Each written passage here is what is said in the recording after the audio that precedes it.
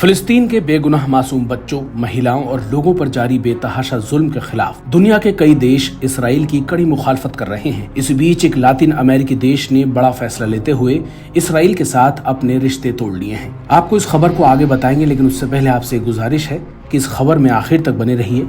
Video को like share कर दीजिए और चैनल को सब्सक्राइब भी कर लीजिए। तो इजराइल को उसके आतंक के खिलाफ जिस दक्षिण अमेरिकी देश ने औकात दिखाई है उसका नाम है बोलीविया। बोलीविया के उपरक्षा मंत्री फ्रेंडी मामानी ने एक प्रेस कॉन्फ्रेंस में इसराइल के साथ रिश्ते तोड़ने का ऐलान किया। उन्होंने कहा कि हम गजा पट्टी में किए जा रहे इसराइल के आक्रमण और जरूरत से ज्यादा फौजी हमलों की निंदा करते हैं और तल अवीव के साथ अपने राजनयिक संबंधों को तोड़ने का फैसला करते हैं। तो वहीं बोलीविया की minister of the presidency Maria नेला पराडा ने भी एक घोषणा की और कहा कि उनका देश गजा में मानवीय सहायता भेज रहा है और भेजता रहेगा। बोलीविया की उपरक्षा मंत्री ने प्रेस कॉन्फ्रेंस के दौरान कहा, गजा पट्टी में हम हमले रोकने की मांग करते हैं, जिसकी वजह से हजारों नागरिकों की मौत हुई है और फिलिस्तीनियों को जबरन विस्थापित होना पड़ा है। तो वहीं हमास ने बोलीविया सरकार के इस फैसले का स्वागत किया है। हमास ने कहा है कि वो इसे उच्च सम्मान के तौर पर देखता है। खाड़ी देशों को आड़े हाथों लेते हुए हमास ने आगे कहा, इजराइल से संबंध सामान्य कर रहे अरब देशों से भी ऐसी ही कार्रवाई की मांग करते हैं। अब बोलीविया के इस एक्शन पर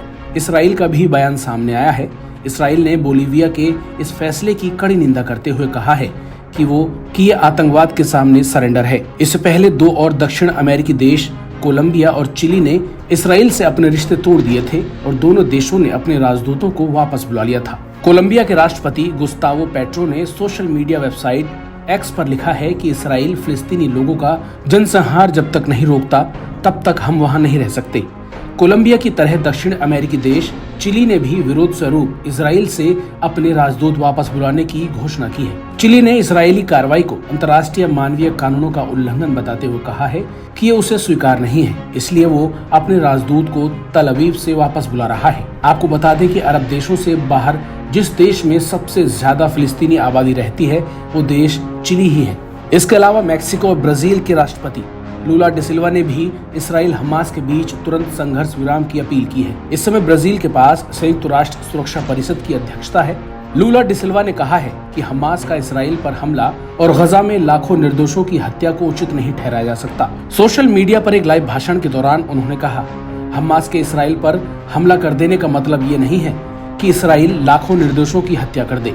कुल मिलाकर लगभग दुनिया के तमाम देश निर्दोष फिलिस्तीनियों पर किए जा रहे इसराइल के जुल्म के खिलाफ हैं और उस पर जंग को रोकने का दबाव बना रहे हैं। इसराइल और हमास के बीच संघर्ष जारी है, लेकिन जंग का दायरा और बढ़ता ही जा रहा है। बता दें कि मंगलवार को गजा के सबसे बड़े शरणार्थी कैंप जबालिया पर हुए इजरायली हमले में 50 से ज्यादा लोगों की मौत हो गई थी। इसराइल गजा में हवाई हमले तो कर रहा है, अब उसके टैंक भी वहां का रुख कर रहे हैं।